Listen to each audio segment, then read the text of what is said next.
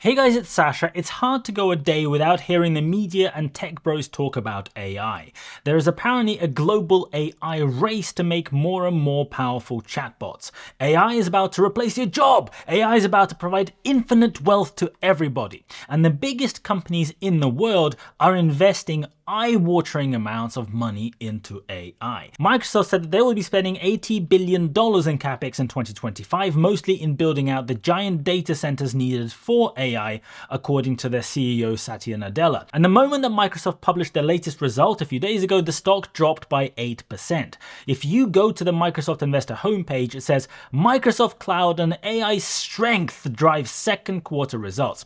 It's called the second quarter because Microsoft is one of those companies that prefers to make up random fiscal years instead of using the normal calendar year like everybody else. This is the Q4 results that just came out, and if you read the press release, the numbers actually say the exact opposite to the headline. The reason the Microsoft stock fell 8% is because the growth of their cloud service is slowing down instead of picking up pace. You'd think that with all the hype around AI, users would be tripping over each other to queue up to hand over their hard-earned money to Microsoft to, build AI on the Microsoft Azure cloud or whatever, but instead the growth seems to be slowing down in this specific segment. Azure and cloud services grew 31% in the most recent quarter, which normally is quite good. It is quite good to be growing any of your business lines by 31% a year.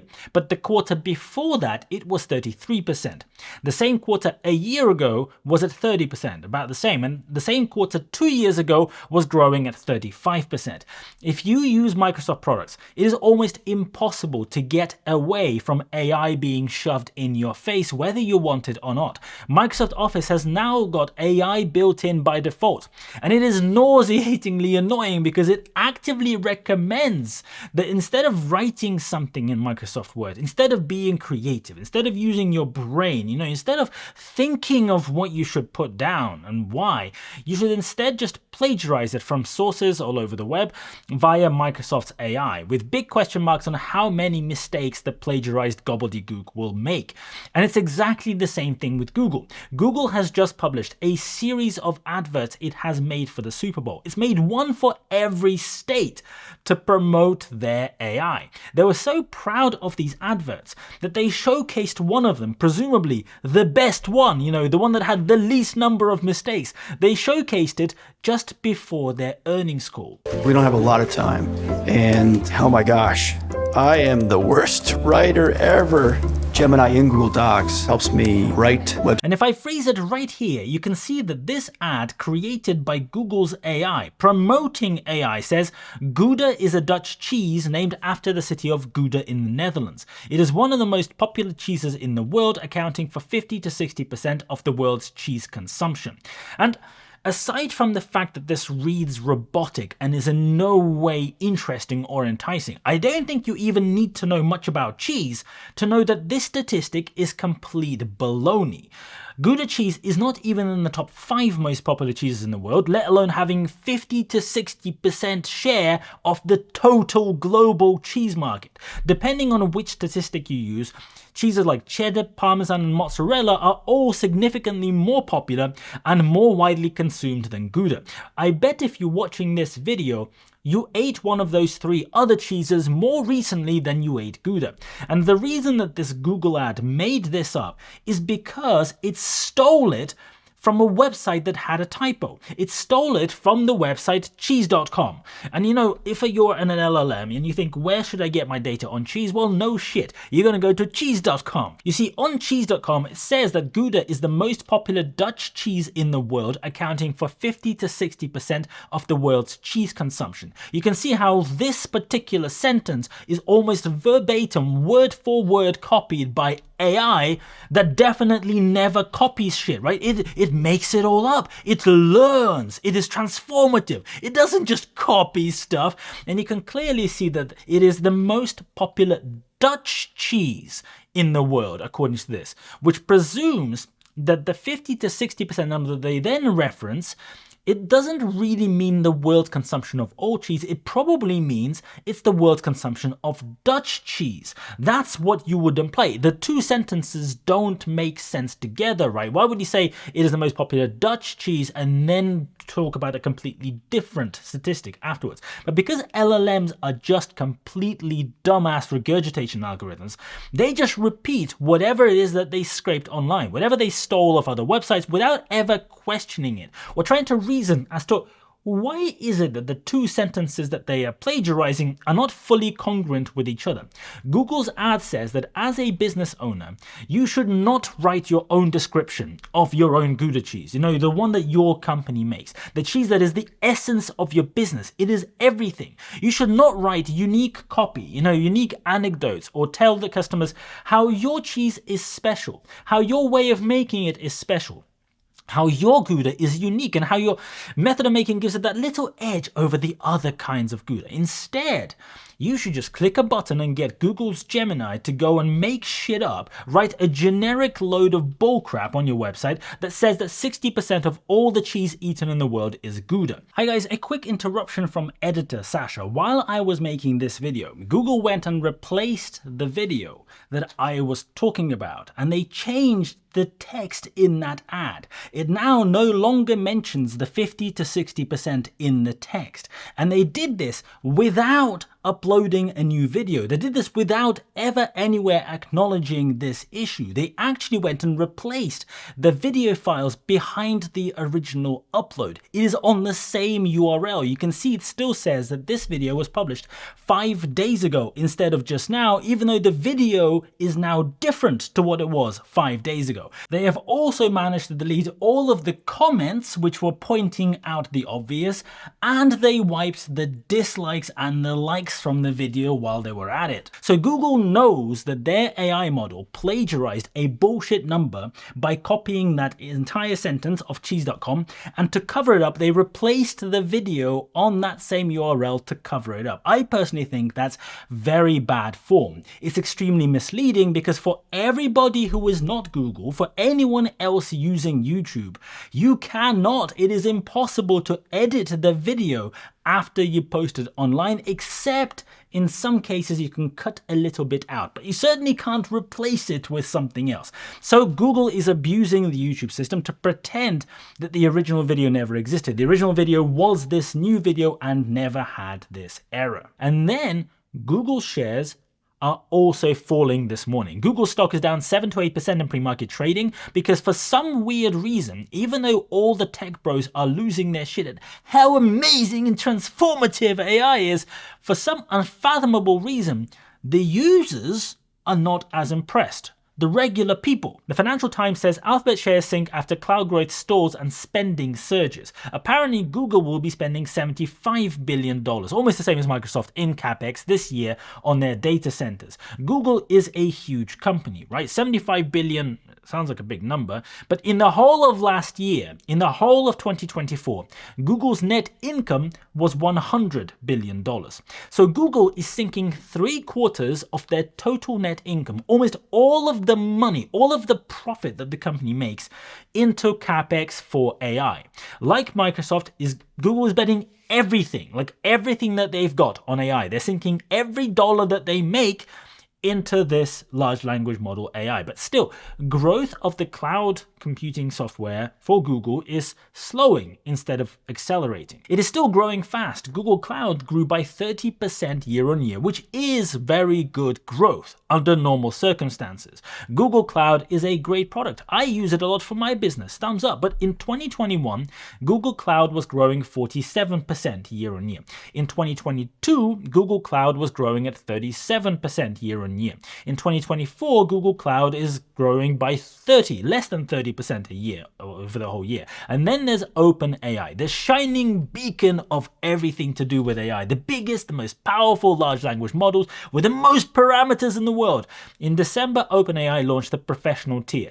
Most people who use ChatGPT pay just $20 a month, but this new tier gets you way more access, much higher limits to the most powerful models, and that one costs $200 a month. And Sam Altman said, insane thing, we We are currently losing money on OpenAI Pro subscriptions. People use it much more than we expected. Now, obviously, Sam is a sales guy, and he is pitching this. He's pitching the fact that this product is so popular that they are losing money because people love it so much that they're just using it just so much. But the real story here is, if you actually think about it, is that in order to break even on this product, the $200 product, presumably they would need to up the price significantly so that the costs match what their revenue is. Maybe that product needs to be $500 or $1,000 or more. But even at $200, nobody is actually paying that much. Sure, some developers are, some specific use cases, but most people using these services are not paying it. $20 a month, sure. Why not? Let's use it, I don't know, to boost productivity, to try it out, doesn't matter. But $200 seems like a blocker already. Remember, they were toying with the $2,000 price tag last year before realizing absolutely nobody would pay that at the moment. Well, if very few people are buying the $200 subscription, then you don't get the economies of scale that you would need to make profit from it. Only the people that have exceptionally high usage, like developers, are currently buying it. So you're not buying the regular subscriber, the person who doesn't use it all the time. And if the $200 guys do not make you a profit, I'm going to take a wild guess that maybe the $20 guys are not making you much money either. OpenAI continues to exist by doing one funding round after another. The most recent one was in October last year, and instead of running the company, Sam Altman seems to be on a permanent marketing tour, selling the bright future of artificial general intelligence just around the corner. It's always coming next year, every year. He's always at every single public event, public appearances on media, etc., etc. If the product is really that good and that revolutionary, would it necessarily need this level of propaganda? Sometimes somebody invents something new and people see this new thing and they say, I must have this thing. It changes everything. There are plenty of examples. Things like the iPhone. You knew that the moment that Steve Jobs unveiled the first iPhone, that this is one of the biggest tech revolutions in history. Like a huge deal. It just changes how we interact with technology. And there is a paradigm, because Henry Ford famously said that if you ask people what they wanted before the car came along, they would have said that they wanted a faster horse. So sometimes true step change requires you to be a visionary. It requires you to go and invent and make the thing that people don't even know that they want yet. But there are many, many, many other times when people try this approach. They invent something that it seems like it could be useful. It seems like it would be transformative. But the general public just look at it and say, meh. Google Glass was an amazing invention.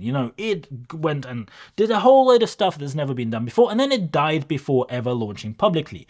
3D TVs were apparently going to be the new immersive standard. Remember, everyone was selling these 3D TVs, the best thing ever, but people didn't want to wear stupid goggles while getting motion sickness, so they never went anywhere, and those kind of died off too. The Segway was meant to completely change how everybody moves around cities, right? And 25 years later, it's an extremely niche product, not available in most cities, and everybody is still fine just, walking the old school way. Just because something is technically better or faster or more efficient on paper does not automatically mean that people will actually want it.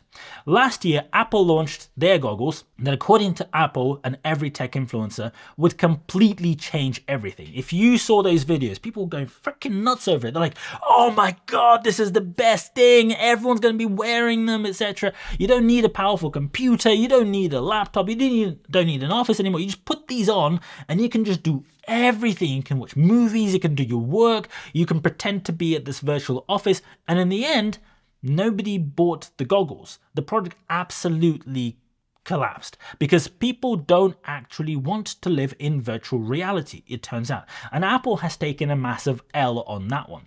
One reason I think why the adoption of AI has been so lethargic, and despite all of these companies spending record amounts of money on capex, on investing in this stuff, the growth of the industry is really not there with the consumers.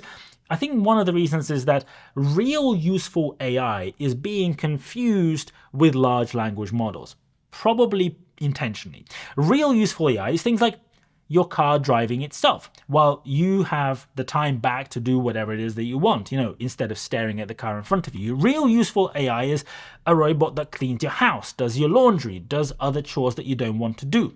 Large language models that every tech company is so obsessed with do not provide any of that kind of level of usefulness. Sure, they are useful tools. They can increase productivity if used right. They can get you to the information you're looking for more quickly and more directly if used right.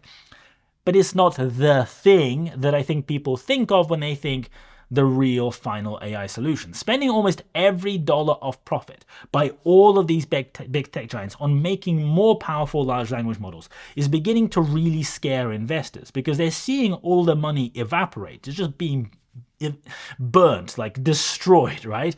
And they're beginning to question, is this investment the most insane high level of investment ever? Will that investment ever actually pay off? Because if LLMs do not suddenly begin printing money, then those hundreds of billions of dollars of graphics cards might turn out to not even be the right hardware to train the real AI models that will come in the future. Maybe their architecture will be so different that these specific chips that everyone is going absolutely bananas over will not even be the right chips to use. And these specific graphics cards made today might even become technologically inferior.